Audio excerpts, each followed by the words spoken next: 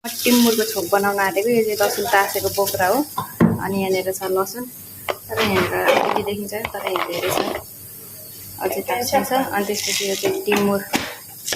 अब यो लसुनलाई मैले थिच्छु। अब यसमा मैले एक एकवटा गरेर थिच्छु लसुनलाई बिस्तारै।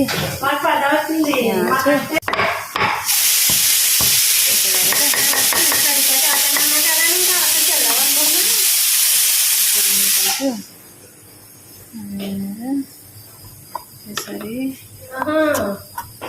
यसरी काट्छु। अनि त्यसपछि यसरी काटिसकेपछि फ्राई गर्ने। त्यसपछि यसलाई चाहिँ तेलमा फ्राई गर्नुपर्छ मजाले। यो टिमुर हो नि त, टिमुरलाई फ्राई गर्नुपर्छ रातो गरी। ठुलो ग्यास पार्नु हुँदैन, सानो ग्यास पारेर अनि तेलमा यसरी फ्राई गर्ने मजाले। यहाँ हेर्नु न, यहाँ 1000 रुपियाँको कुखुरा लिएर आएको फ्रेसवाला। अनि म पकाउँछु भनेको, मेरो साथीले चाहिँ म पकाइदिन्छु अरे। अब त्यसको भाषा पनि बुझ्नु छैन। अब मैले नाइ भन्न सकिनँ। के बनाइदियो कि यसले, यो ताई गर्दै अब के बनाइदियो हेर्नु त।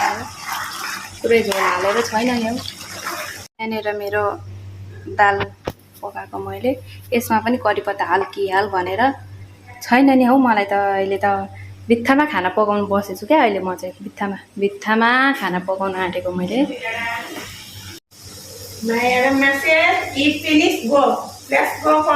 It finish, go, let's proceed. This one, South Indian chicken. Name, South Indian. Chicken baile. मजाले चलाइराख्नुपर्छ यसलाई चाहिँ। अनि यतिको कलर भएपछि अब निकाल्नुपर्छ है। यतिको भयो है साथीहरू, यतिको बनाएँ। त्यसले चाहिँ दाल हार भन्दै मात्र पकाउँदैछु है। चर्को साग भनी मैले खाएको त चर्को रहेछ। त्यही तेलमा चाहिँ होइन, अब थोरै गरेर भुटेको। तर यो अलिकति डढो क्या। यो देखेको लसुन र टिमुरको धुलो है, मैले मिक्सरमा पिसेको। अब यसलाई यसरी, तर यो चाहिँ अलिक धेरै पकाएको क्या मैले। यो खोर्सानी चाहिँ छ नि, यसलाई मजाले मिक्स गर्नु। कस्तो कलर देखेको हौ, छ्या। हेर्नु न, यो कलर कस्तो यस्तो रातो छ नि त। यस्तो रातो छ कलर चाहिँ होइन, तर यो सेतो कलर देखिन्छ त यहाँ त। के भएको यसलाई मैले अब यसरी मजाले ग्लभ्स लगाएर क्या मल्छु।